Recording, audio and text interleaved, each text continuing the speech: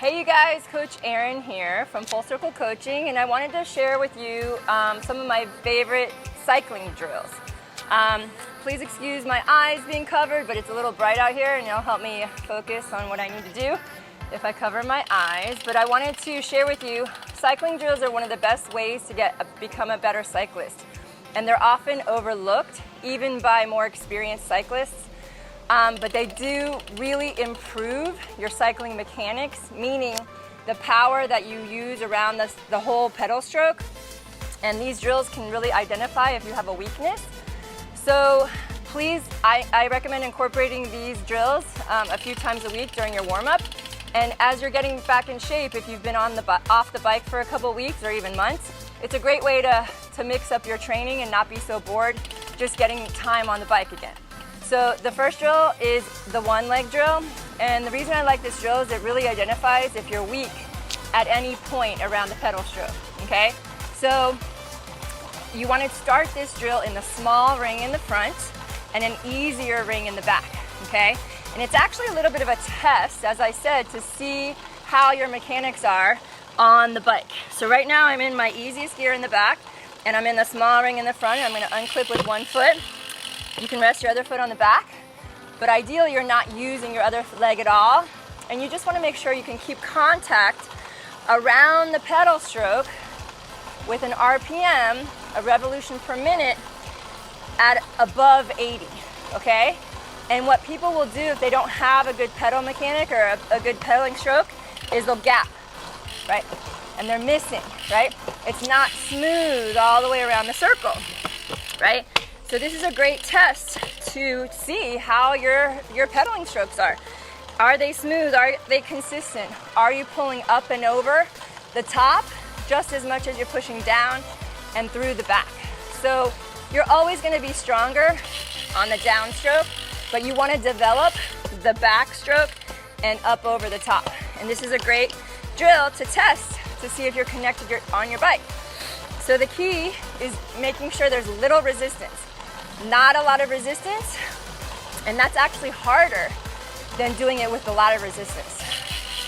So one leg drill in the small ring, and then try it again in the big ring, right? So it's a lot easier in the big ring because you have more resistance and you can feel where you're weak.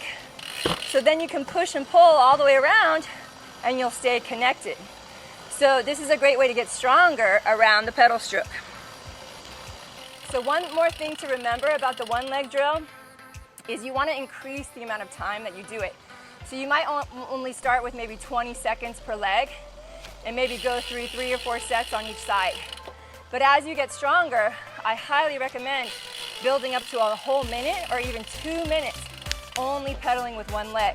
It's a really, really great way to help any leg strength discrepancy. So if one leg is stronger than the other, this is a great way to correct it. So the next drill I recommend including in your warm-up and in your getting back in shape training, and honestly using them all the time, is called a spin-up. So on this drill, it's great to do them both in the small ring and the big ring. Small ring up in the front, so for the first round, and you want to take a minute of time and start at an RPM of 90, and then every 15 seconds, you're going to go 10 RPMs faster. So if you start at 90, you're going to go 15 seconds at 90, then 15 seconds at 100, 15 seconds at 110, and if you can, you're going to go to 120. If that's just too high, you can start at 80 and build your way up to 110. Another way to do a spin up is just to hold an RPM of 120 or 110 for a solid minute. This drill really gets your legs warmed up quickly. The whole goal is not to bounce when you're doing the drill, because it means that you're pulling yourself down on the saddle as opposed to just pushing down. And it really makes sure you're using your hamstrings. So right now I'm at 90 RPMs, and I'm gonna hold 90 for 15 seconds, or 10 to 15 seconds, don't have to be so accurate. And you're gonna be in a range between like 85, maybe 87 to 92. Now it's been 15 seconds, so now I'm gonna spin up to 100 RPMs. Right, so I'm watching my cadence monitor, trying to spin at 100 RPMs for 15 seconds. Good, now I'm gonna go up to 110 for 15 seconds. And notice I'm not bouncing in the saddle, right? I'm pulling my butt down on the saddle, so I'm staying connected to the bike. Okay, last round, we're gonna go 120 RPMs. This one I'm bouncing a little bit, but not too bad. And the goal is to hold it for 15 seconds. But I really feel my hamstrings turning on, and it's a great way to get warmed up fast. And then just recover for a minute or two and do another round. Okay, the second way to do the spin up is just to hold 110 or 120 RPMs for a whole minute or even 2 minutes, right? So when you do that, again, the goal is to not bounce. So pull your butt down in the saddle. I'm just gonna stick with 115, kind of in between 110 and 120, and hold this for a minute. And like I said, it's a great way to spike your heart rate a little bit and get your legs super warmed up for any intervals or races you're about to do. All right, guys, so the next drill that I love is called a shift up. So after you've done your spin ups and you've been on the bike at least about 10 minutes, I recommend holding an RPM like 90, and then every 15 seconds for the minute, grab a harder gear. The whole goal of this is to help you accelerate in a more gentle way so you don't like burn a match with your legs. So holding 90 RPMs, grab a harder gear. Start in a small ring, do 2 or 3 sets of a minute, and then progress to the big ring to a little bit higher intensity. Again, it's a great way to get warmed up and to tap into your VO2 max, especially if you need to get it to warm up quickly before a race, or you need to get to work later and you have only a certain amount of time for a workout. It's a great way to get warmed up quickly.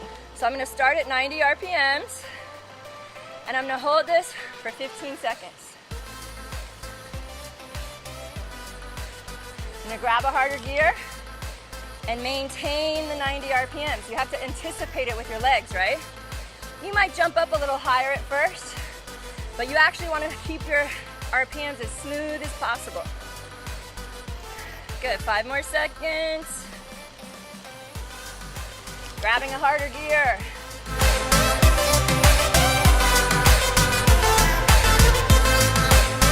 Good, 1 more. Grab a harder gear. I'm working a little harder now to maintain that 90 RPMs. Good, last one. Harder gear. Gotta dig a little deeper. Maintain the 90.